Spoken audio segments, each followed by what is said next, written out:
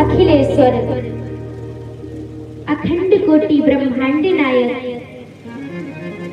सर्व सर्वेश्वर, अकारण करुणावरुणालय, जगत नियंता, जगदाधार, श्री बाल कृष्ण लाल एवं राधा रानी जी के चरणों में वंदन करते हुए आए हुए सभी हरि भक्तों को, श्रद्धामयी माताओं को एवं देवी स्वरूपा बहनों को व्यासपीठ की ओर से मेरा सादर प्रणाम एवं जय श्री राधे, जय श्री श्याम।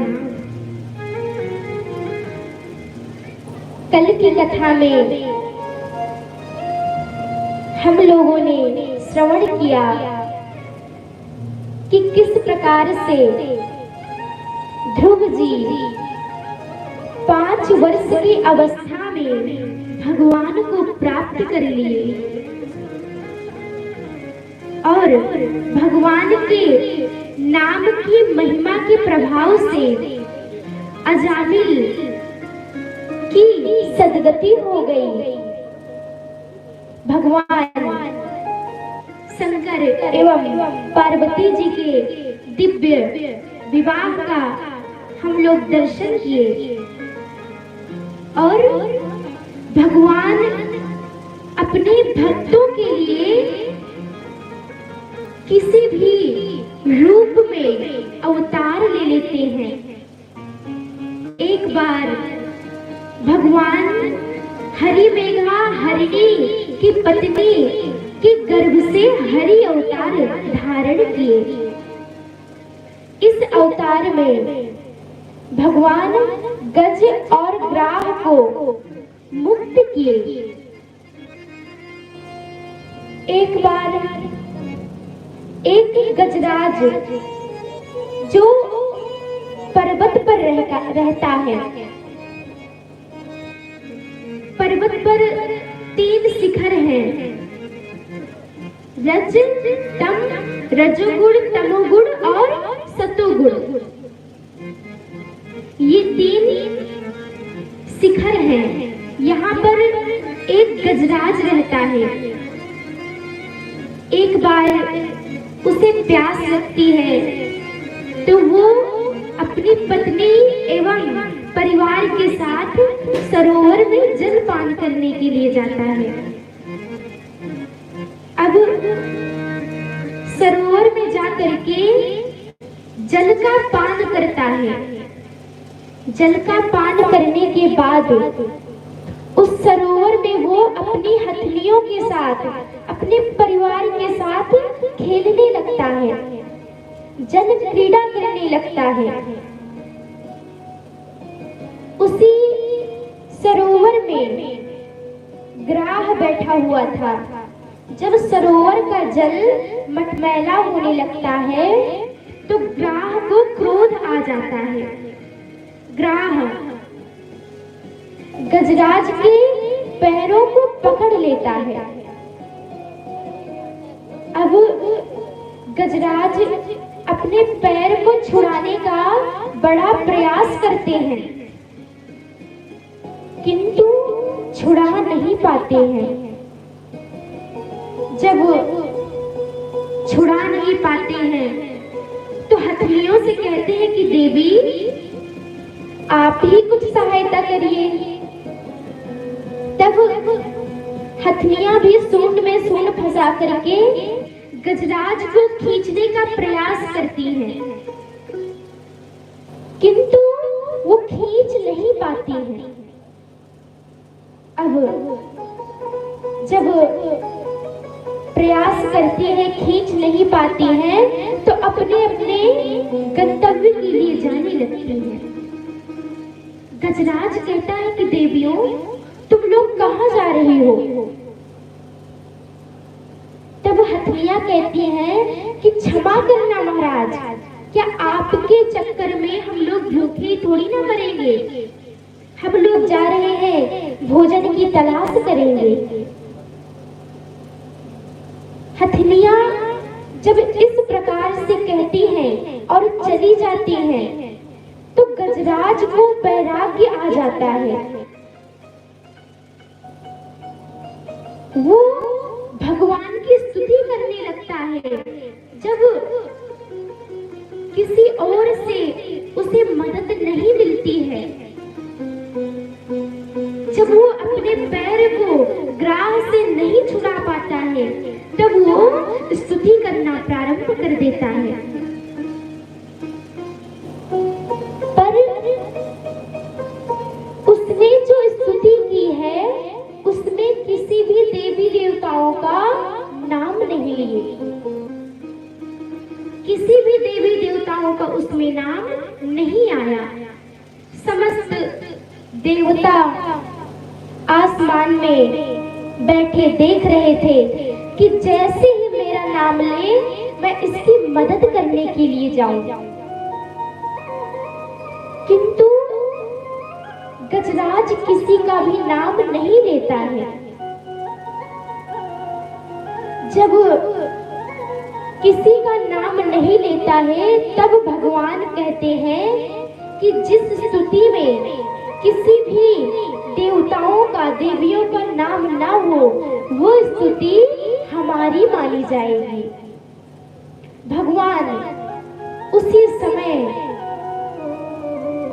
आते हैं और गजराज की सूंड को पकड़ करके सरोवर से बाहर निकाल लेते हैं।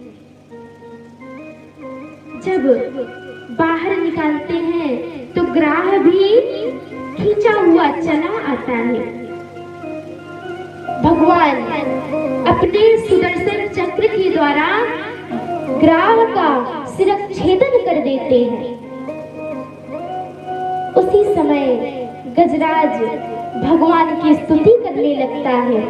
सोमतः सरस शरुबले निग्रहित आर्तो, स्तुति करने लगता है। भगवान के चरणों में प्रणाम करता है। अब ये जो गजराज है ये कौन है? तो ये पिछले जन्म में इंद्रद्युम्न नाम के राजा थे। एक बार अगस्त महात्मा का तिरस्कार कर दिए, उन्हें देख करके अनदेखा कर दिए, तो अगस्त महात्मा उन्हें श्राप दे दिए कि जाओ तुम गजराज हो जाओ। चरणों में गिर करके वंदन करने लगते हैं, क्षमा मांगने लगते हैं कि प्रभु मुझे क्षमा करिए, मुझे इतना बड़ा दंड मत दीजिए। तब अगस्त महात्मा कहते हैं कि अब तुम गजराज तो बनोगे, किंतु तुम्हारा उद्धार करने के लिए साक्षात भगवान पधारेंगे। और ये जो ग्राह है ये हुहु नाम का गंधर्व है। एक बार देवल महात्मा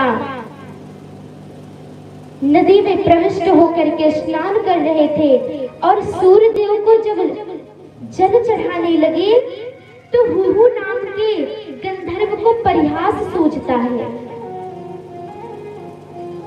वो सरोवर में जा करके देवल महात्मा का चरण पकड़ लेता है। अब देवल महात्मा डर जाते हैं कि किसी जीव जंतु ने हमारा चरण तो नहीं पकड़ लिया। उसी समय हुहु बाहर निकल के आता है और कहता है कि क्यों महात्मा डर गए ना? अब देवल महात्मा को क्रोध आ जाता है और कहते हैं कि तुम्हें पैर पकड़ने का बड़ा ही शौक है ना, जाओ मैं तुम्हें श्राप देता हूँ, तुम ग्राह बन जाओ। चरणों में गिर जाते हैं, प्रभु क्षमा करिए। तब देवल महात्मा कहते हैं कि तुम ग्राह तो बनोगे, किंतु साक्षात भगवान तुम्हारा उद्धार करने के लिए आएंगे। आज ग्राह ने गजराज का पैर पकड़ा तब भगवान आकर के उनका उद्धार कर दिए। इसलिए कहते हैं कि चरणों में प्रणाम करना चाहिए, चरणों में झुकना चाहिए। अगर हम लोग चरणों में झुकना सीख लेंगे तो साक्षात परमात्मा को भी प्राप्त कर सकते हैं। भगवान ने इस प्रकार से गज और ग्राह को मुक्त किए हैं। बोलिए कृष्ण कन्हैया लाल की। श्री सुखदेव जी महाराज कहते हैं, राजन, एक बार दुर्वासा महात्मा भगवान का दर्शन करके आ रहे थे, तो रास्ते में उन्हें देवराज इंद्र मिलते हैं। तो जो भगवान के द्वारा दी गई प्रसादी माला थी, वो दुर्वासा महात्मा देवराज इंद्र को दे देते हैं। अब देवराज इंद्र उस माला को अपनी ऐरावत हाथी को पहना देते हैं। थोड़ी देर बाद ऐरावत हाथी उस माला को अपने सूंड से पकड़ करके उतार कर पैरों से कुचल देता है। ये सारा दृश्य दुर्वासा जी देख लेते हैं। तब देवराज इंद्र से कहते हैं कि इंद्र, तुम स्वर्ग की पदवी को पा गए हो तो भगवान का तिरस्कार करने लगे हो। अरे जो भगवान की प्रसादी माला थी उसे तुमने अपनी हाथी को दे दिया और उसने कुचल दिया। जाओ, मैं तुम्हें श्राप देता हूँ कि तुम शीघ्र ही श्रीहीन हो जाओ। दुर्वासा जी इतना कह करके चले जाते हैं। अब जब दैत्यों को पता चलता है कि देवताओं को श्रीहीन होने का श्राप लग गया है, तो स्वर्ग पर आक्रमण कर देते हैं। अब देवता स्वर्ग छोड़कर चले जाते हैं। दैत्यों का स्वर्ग पर अधिपत्य हो जाता है। अब देवता ब्रह्मा जी के पास में जाते हैं। ब्रह्मा जी से कहते हैं, पितामह हमारी रक्षा करिए। तब ब्रह्मा जी को सारी बातें जब बता देते हैं, तब ब्रह्मा जी कहते हैं, देवताओं तुम परेशान मत हो।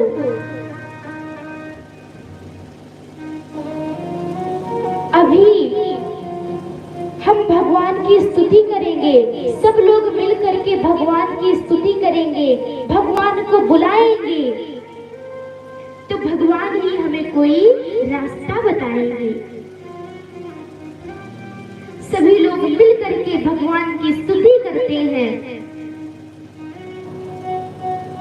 जब स्तुति करते हैं तो भगवान प्रकट हो जाते हैं। वे हजारों सूर्य के समान देदीप्यमान हो रहे हैं। एवं स्तुतः सुरगणे भगवान हरिश्वरः, भगवान प्रकट हो जाते हैं। और जब भगवान प्रकट हो जाते हैं तो कहते हैं, देवताओं तुम लोग अगर स्वर्ग की संपत्ति को चाहते हो तो तुम्हें समुद्र मंथन करना पड़ेगा। उन्हें एक सांप और चूहे की कथा को सुनाते हैं। अर्योपहि संदेहा सति कार्यार्थ गौरवे अहिमूसक वदेया हियाठस्य पदवीं गतिः। कहते हैं कि जिस प्रकार से एक सांप चूहे को खा लेता है, उसी प्रकार से तुम्हें समुद्र मंथन करना पड़ेगा, किंतु अकेले तो कर नहीं पाओगे। कहते हैं कि एक सांप था और एक चूहा था, वो दोनों एक पिटारी में कैद हो जाते हैं। अब जब वो दोनों एक पिटारी में कैद हो जाते हैं तो सांप सोचता है कि यहाँ से बाहर कैसे जाया जाए। तो चूहे से कहता है कि मामा जी राम राम। चूहा इधर उधर देखने लगता है कि कौन किसको बुला रहा है। फिर से सांप कहता है मामा जी राम राम। चूहा फिर से इधर उधर देखने लगता है। तब तक सांप कहता है कि अरे मामा जी हम आपसे ही कह रहे हैं, हम सर्पों ने मिल करके एक मीटिंग की है। उस मीटिंग में, उस बैठक में ये चर्चा हुई कि आज के बाद हम सर्प चूहों को नहीं खाएंगे। क्यों? क्योंकि चूहा हमारे लिए घर बनाते हैं और हम उन्हीं को खा जाते हैं। आज के बाद हम लोग चूहों को नहीं खाएंगे। अब चूहा उनकी बातों पर विश्वास कर लेता है। तभी सर्प कहता है कि मामा जी आप इन अपने पैने पैने दांतों से इस पिटारी को काट दीजिए, जिससे हम दोनों प्रेम पूर्वक इस पिटारी से बाहर निकल जाएं। अब चूहा बात को मान जाता है। अब जब बात को मान जाता है तो पिटारी को काट देता है। जैसे ही पिटारी को काटता है और दोनों बाहर निकलते हैं तो सांप चूहे को खा जाता है, उसका बाल भोग कर देता है। देवता समझ जाते हैं और कहते हैं प्रभु आप जो हमें समझाना चाहते हैं, इस कथा के माध्यम से जो आप हमें समझाना चाहते हैं हम लोग समझ गए। हम लोग समुद्र मंथन करेंगे। अब समुद्र मंथन अकेले तो हो नहीं सकता, तो देवता दैत्यों के पास में जाते हैं और कहते हैं कि क्यों ना हम दोनों मिल करके समुद्र मंथन करें। दैत्य कहते हैं उससे हमें क्या मिलेगा। देवता कहते हैं कि जब हम समुद्र मंथन करेंगे तो उसमें से अमृत प्रकट होगा, और जब अमृत प्रकट होगा तो हम दोनों मिलकर के उसका पान कर लेंगे। फिर चाहे जितना युद्ध हो कोई मरने वाला नहीं। दैत्य कहते हैं भैया आपकी बात अच्छी तो लगी, चलो फिर समुद्र मंथन करते हैं। दोनों लोग समुद्र के पास में जाते हैं। देवता समुद्र मंथन करने के लिए मंदराचल को लेने के लिए जाते हैं। मंदराचल को हिला भी नहीं पाते हैं, निराश हो जाते हैं, भगवान का ध्यान करने लगते हैं। उसी समय भगवान आते हैं और कहते हैं देवताओं तुम निराश मत हो, मैं मंदराचल को लेकर चलता हूँ। भगवान मंदराचल को लेकर के जाते हैं, समुद्र के पास में विराजमान कर देते हैं। रस्सी के रूप में वसुकी नाग को लिया जाता है, मंद्राचल में लपेटा जाता है। अब समुद्र मंथन करने ही जा रहे थे कि इतने में मंद्राचल डूबने लगा। गणेश जी का पूजन नहीं किया इसलिए डूबने लगा। तब भगवान कच्छप का रूप धारण किए हैं और मंद्राचल को अपने पीठ पर धारण कर लिए हैं। कृत्वा वपु कच्छप मतभुतम महत, बोलिए कच्छप भगवान की। कच्छप का रूप धर के अपने पीठ पर मंद्राचल को धारण कर लेते हैं। अब समुद्र मंथन प्रारंभ करने के लिए भगवान कहते हैं कि देवताओं, तुम लोग मुख की तरफ लग जाओ, वसुकी नाग के मुख की तरफ लग जाओ, क्योंकि तुम लोग उच्च कुल में जन्म लिए हो। देवता कहते हैं प्रभु आप ये क्या कह रहे हो? अगर हम लोग मुख की तरफ लगेंगे तो जो विष निकलेगा उससे तो हम सब मारे जाएंगे। भगवान कहते हैं कि जो मैं कह रहा हूँ वो करो तो सही। भगवान कहते हैं कि तुम लोग मुख की तरफ लग जाओ, उच्च कुल में जन्म लिए हो। उसी समय दैत्य कहते हैं कि मुख की तरफ लगेंगे तो हम लोग ही, अरे हम लोग कोई नीच कुल में जन्म थोड़ी ना लिए हैं। देवता समझ जाते हैं कि भगवान क्यों बोले हम लोग मुख की तरफ लगे। भगवान कहते हैं ठीक है भाई, तुम लोग ही उच्च कुल में जन्म लिए हो, तुम लोग मुख की तरफ लग जाओ, और देवताओं तुम लोग पूंछ की तरफ लग जाओ।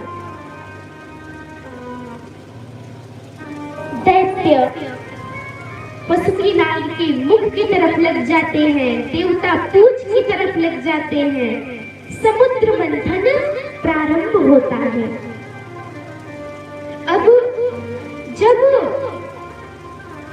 वसुकी नाग को खींचा जाने लगा तो वो जब अपनी गरम गरम सांस छोड़ता तो उससे आधे से ज्यादा दैत्य अपने आप ही झुलस कर मर गए। समुद्र मंथन प्रारंभ हुआ, सबसे पहले उसमें से विष निकला। अब जब विष प्रकट हुआ तो भगवान कहते हैं देखो देवताओं, विष को इकट्ठा करो और लेकर के भगवान शंकर के पास चलो। सभी लोग मिलकर के विष को इकट्ठा करते हैं और भगवान शंकर के पास में लेकर के जाते हैं। कहते हैं देव देव महादेव भूतात्मन भूत भावना त्राहिना शरणापन्ना त्रैलोक्य दहना दिशाद। हे देवाधिदेव महादेव, आप हम सबकी इस विष से रक्षा कीजिए, आप इस विष को ग्रहण कीजिए, नहीं तो ये हम सबको भस्म कर देगा। अब भगवान शंकर मां पार्वती जी से कहते हैं कि देवी, देवता हमें विष पान कराना चाहते हैं, आपका क्या कहना है, मैं विष पान कर लूं? मां पार्वती जी कहती हैं कि आखिर कौन पतिव्रता स्त्री कहेगी, अपने पति से कौन पतिव्रता स्त्री कहेगी कि आप विष का पान कर लीजिए। आप वही करिए जिसमें संसार का कल्याण हो। भगवान कहते हैं इसका मतलब आप कहना चाहती हैं कि मैं विष का पान कर लूं? माँ कहती कहती है, प्रभु मैं ऐसा नहीं कह रही हूँ, आप वही करिए जिसमें संसार का कल्याण हो। तब भगवान देवताओं से कहते हैं कि देवताओं ले आओ विष। भगवान अपनी अंजलि बांधते हैं और तथा करतली कृत्य व्यापी हाला हलम विषम, अंजलि को बांधते हैं, विष पान करना प्रारंभ कर देते हैं। अब जब विष का पान करते हैं तो विचार करने लगते हैं कि मेरे हृदय में भगवान श्री राम विराजमान है। अगर ये विष भीतर जाएगा तो मेरे प्रभु को कष्ट होगा। तब वो रा कहकर मुख खोलते हैं और मां कहकर बंद कर लेते हैं। तुलसी रा के कहते ही निकसत पाप पहाड़, रा कहकर मुख को खोलते हैं, मां कहकर बंद कर लेते हैं, विष को कंठ में ही धारण कर लेते हैं। इसलिए भगवान शंकर का कंठ नीला पड़ जाता है और उनका नाम नीलकंठ पड़ जाता है। बोले नीलकंठ भगवान की। पुनः समुद्र मंथन प्रारंभ होता है। अब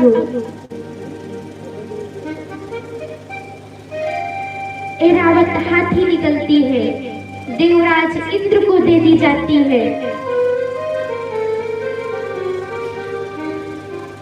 अप्सराएं निकलती हैं, स्वर्ग में भेज दी जाती हैं। कल्प वृक्ष निकलता है, उसे भी स्वर्ग में भेज दिया जाता है। चंद्रमा निकलता है, भगवान शंकर के मस्तक पर विराजमान कर दिया जाता है। कौस्तुभ मणि निकलती है, भगवान के वक्ष स्थल पर विराजमान कर दी जाती है।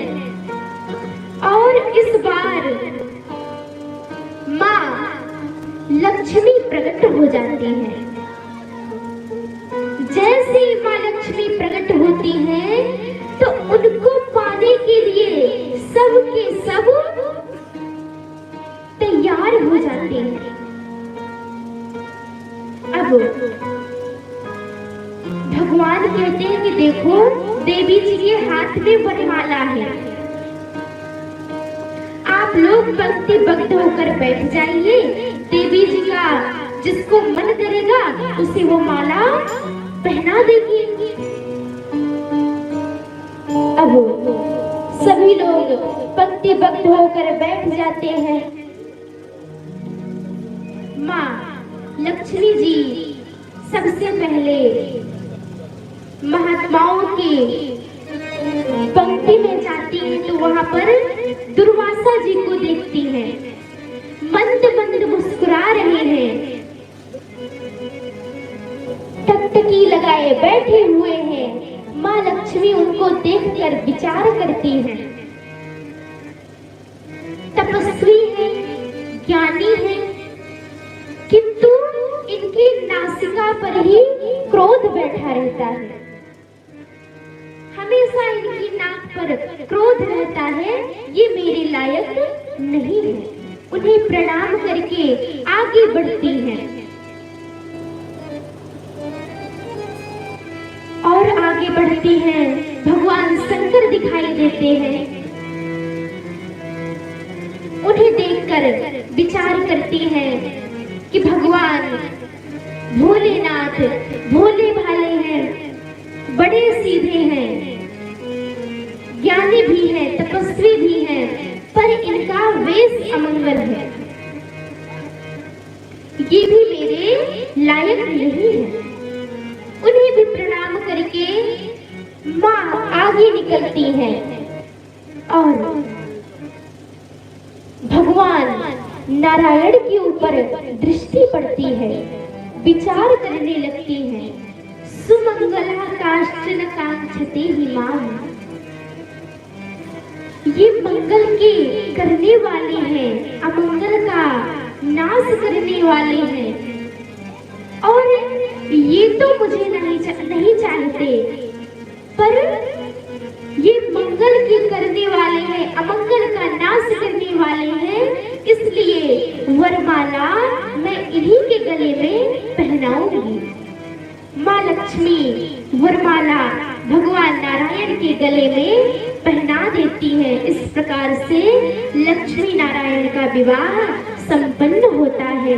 बोलिए लक्ष्मी नारायण भगवान की जय। पुनः समुद्र मंथन प्रारंभ होता है। मदिरा निकलती है, दैत्यों को दे दी जाती है, और इस बार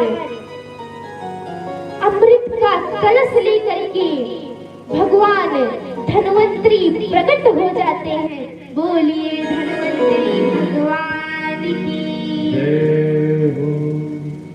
भगवान धन्वंतरी जैसे ही प्रकट होते हैं,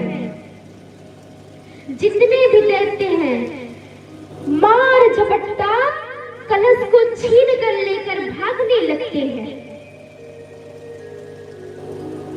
अब जब कलश को लेकर भागने लगते हैं तो देवता ले गयो कहते रह जाते हैं।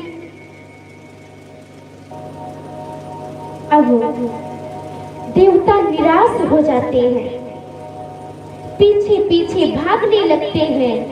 जब दैत्यों को नहीं पकड़ पाते हैं तो भगवान की शरण में जाते हैं।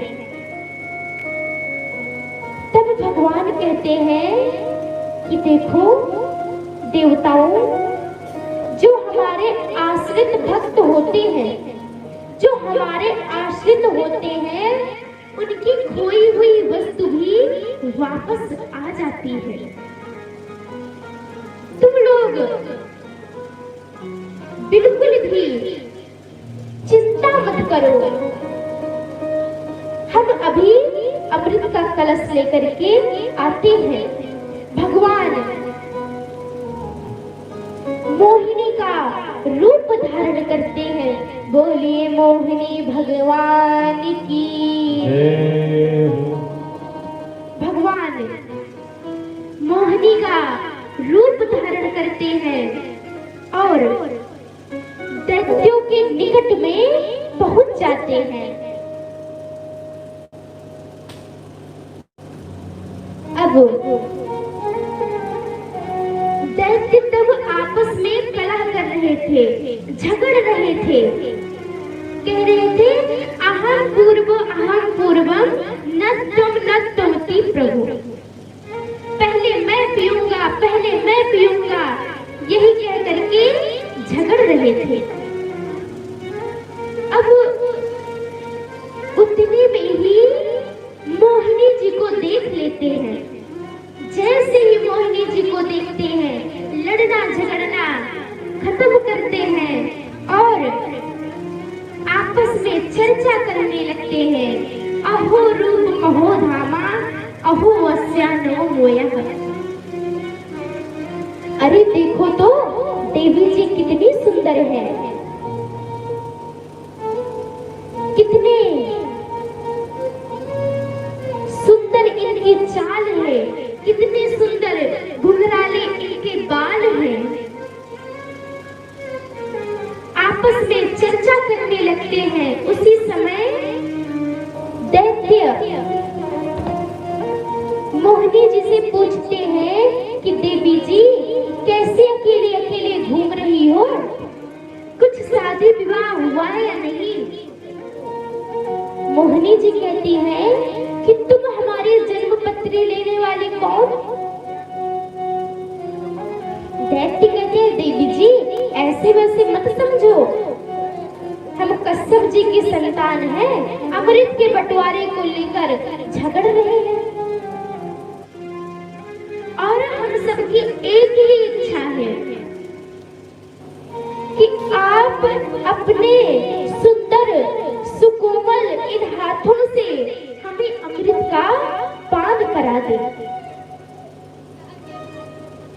मोहिनी जी कहती है कि तुम कश्यप जी की संतान हो करके मुझ स्वेच्छाचारिणी स्त्री के ऊपर भरोसा कर रहे हो। अरे अमृत जैसी बहुमूल्य वस्तु को दे रहे हो। दैत्य विचार करने लगते हैं, किंतु उसी क्षण कहते हैं कि देवी कुछ भी हो जाए, अमृत का पान हम करेंगे तो आपके ही हाथों से करेंगे। अब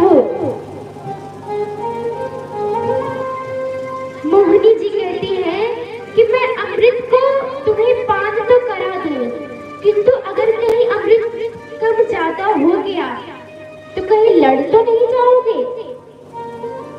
दैत्य कहते हैं देवी जी आपका जैसा मन हो आप वैसे पिलाइए, हम लोग कुछ नहीं बोलेंगे। अच्छा, कलश को लेती है और उसको हिला डुला कर देखने लगती है और कहती है कि मैं इसमें देख रही हूँ जो गाढ़ा गाढ़ा अमृत है वो तो नीचे है और जो पतला पतला अमृत है वो ऊपर है। तो आप लोग अगर कहें तो ये पतला वाला अमृत देवताओं को पिला दूं और जो गाढ़ा गाढ़ा अमृत है उन्हें मैं तुम्हें पिला दूंगी। दैत्य कहते हैं देवी जी आपकी जैसी इच्छा हो आप वैसे पान कराइए। अब दो पंक्ति लगती है, एक तरफ देवता बैठते हैं और एक तरफ दैत्य बैठते हैं। मोहिनी जी देवताओं को अमृत सुधा का पान करा रही है और दैत्यों को रूप सुधा का पान करा रही है। अब दैत्यों में एक सुरभानु नाम का बड़ा ही बुद्धिमान दैत्य था। उसने माँ मोहिनी जी को कलश को बदलते देख लिए, क्योंकि वे देवताओं को तो अमृत पिला रही है, किंतु जब दैत्यों की तरफ जा रही है तो कलश बदल देती है, उसमें अमृत नहीं होता है। जब इस दृश्य को देख लेते हैं तो वो देवता का रूप धारण करके देवताओं की पंक्ति में जाकर के सूर्य और चंद्रमा के बीच में जाकर के बैठ जाते हैं। अब मोहिनी जी उस दैत्य को भी अमृत का पान करा देती है। तब तक सूर्य और चंद्र दोनों मोहिनी जी को इशारा करते हैं कि अरे ये देवता नहीं ये तो दैत्य है। जैसे ही मोहिनी जी सुनती हैं, अपने रूप में आती हैं और सुदर्शन चक्र के द्वारा सुरभानु का शिरच्छेदन कर देती है, किंतु तब तक अमृत अपना कार्य कर चुका था। वो दैत्य अमर हो चुका था। तो उसका एक भाग राहु और एक भाग केतु बनता है, जो 9 ग्रहों के रूप में होते हैं। अब भगवान दैत्य का शिरच्छेदन करते हैं, उसके बाद अंतर्ध्यान हो जाते हैं। अब दैत्य कहते हैं कि वो देवी जी कहाँ चली गई। एक दैत्य कहता है कि वो कोई देवी जी नहीं थी, वो तो छलिया विष्णु थे, जो देवताओं के कार्य की सिद्धि के लिए आए थे। जैसे ही ये बात दैत्य सुनते हैं, करने लगते हैं।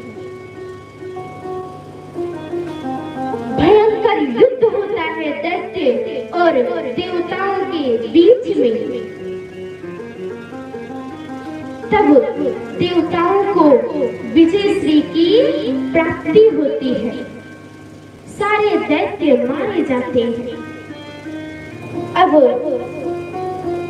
शुक्राचार्य जी आते हैं, मृत संजीवनी के द्वारा दैत्यों को पुनः जीवन प्रदान करते हैं। तभी दैत्यराज बलि शुक्राचार्य जी से कहते हैं कि गुरुदेव, आप हमें बताइए कि स्वर्ग की संपत्ति को पाने के लिए क्या किया जाए? ऐसा कौन सा कार्य करें जिससे कि स्वर्ग की संपत्ति हमें प्राप्त हो सके? तब दैत्य गुरु शुक्राचार्य जी कहते हैं कि देखो, ब्राह्मणों के साथ में भगवान विष्णु हैं। विष्णु ब्राह्मणों के अनन्य भक्त हैं। तो ऐसा करो, तुम ब्राह्मणों को भोजन कराओ और ब्राह्मण को भोजन जब तुम कराओगे तो वो तुम्हें आशीर्वाद देंगे। अब फिर क्या था? दैत्यराज बलि नित्य प्रतिदिन भंडारा करवाना प्रारंभ कर देते हैं। नित्य प्रतिदिन रबड़ी घुटवाते हैं और ब्राह्मण जैसे ही प्रसाद को पाते, उसके बाद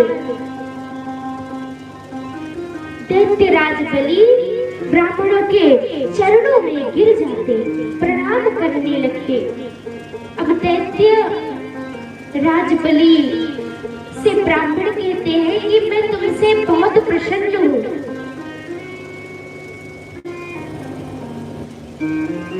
कहो, तुम्हें क्या चाहिए? तब दैत्यराज बलि कहते हैं कि हमें आपसे कुछ नहीं चाहिए, बस आप अपनी कृपा हम पर बनाए रखें। इससे ज्यादा हमें कुछ नहीं चाहिए। फिर भी ब्राह्मण अपने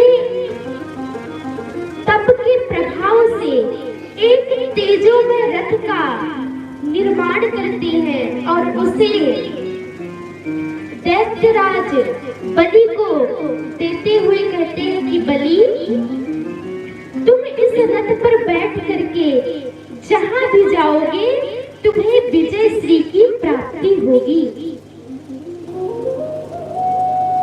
अब जब उसे तेजोमय रथ मिल जाता है तो वो उस रथ का आश्रय लेता है, स्वर्ग पर आक्रमण करता है और पुनः देवता स्वर्ग छोड़ करके चले जाते हैं। पुनः दैत्यों का अधिपत्य हो जाता है। अब शुक्राचार्य जी राजा बलि से कहते हैं कि बलि, तुम स्वर्ग की पदवी को तो पा गए हो, किंतु उस गद्दी पर वही बैठता है जो सतत क्रतुर होता है। तो तुम भी यज्ञ करो पहले। अब जब इतना दैत्यराज बलि सुनते हैं तो नर्मदा के तट पर चले जाते हैं और एक से बढ़कर एक यज्ञ करना प्रारंभ कर देते हैं। इधर माता अदिति जी एक दिन कश्यप जी के पास में पहुंचती है। कश्यप जी की दो पत्नियां थी, दिति और अदिति। दिति दैत्यों की माता और अदिति देवताओं की माता। अब अदिति जी कश्यप जी के पास में पहुंचती है। तब कश्यप जी से कहती है कि प्रभु ऐसा क्या किया जाए जिससे कि स्वर्ग की संपत्ति को हमारे पुत्र पुनः प्राप्त कर सके। ऐसा क्या किया जाए? तब कश्यप जी अदिति जी को पयोव्रत का दिव्य उपदेश देते हैं। पयोव्रत का दिव्य उपदेश देते हैं। इसमें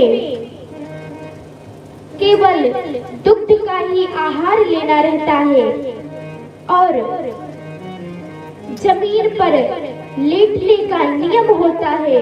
सूअर के द्वारा खोदी गई मिट्टी से स्नान करना रहता है। उस समय मंत्र बोलना रहता है, तुम दिव्या दिवराहीन रसाया स्थान मिच्छता। इस मंत्र को बोलते हुए अपने गुरुदेव का ध्यान करते हुए भगवान नारायण का ध्यान करना रहता है।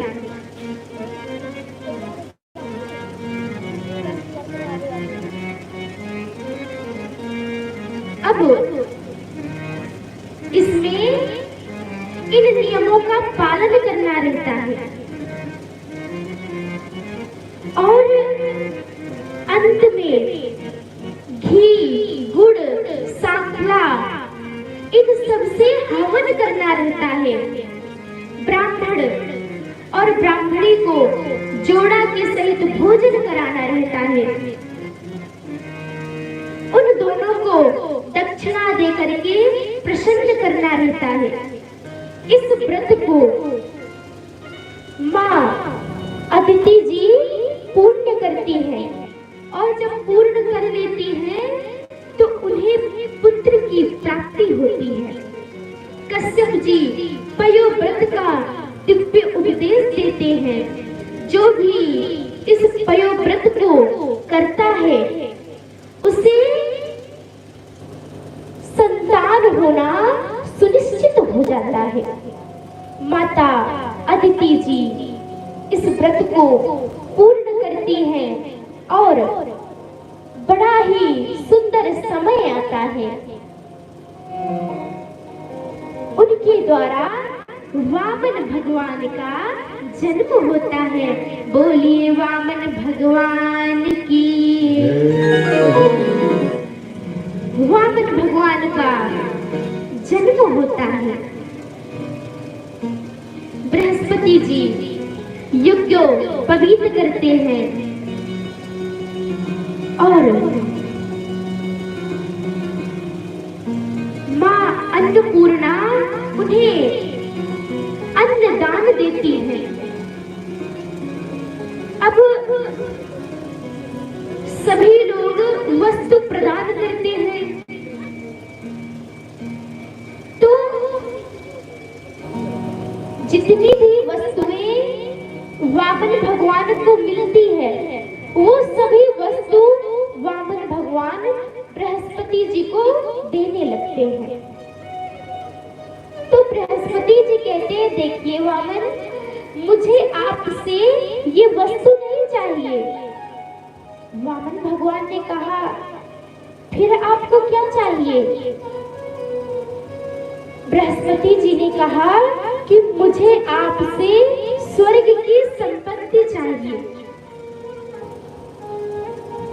अब वामन भगवान कहते हैं, गुरुदेव स्वर्ग की संपत्ति देगा कौन? तो बृहस्पति जी कहते हैं, देखो इस समय स्वर्ग का अधिपत्य दैत्यराज बलि है और वो नर्मदा के तट पर तपस्या कर रहे हैं।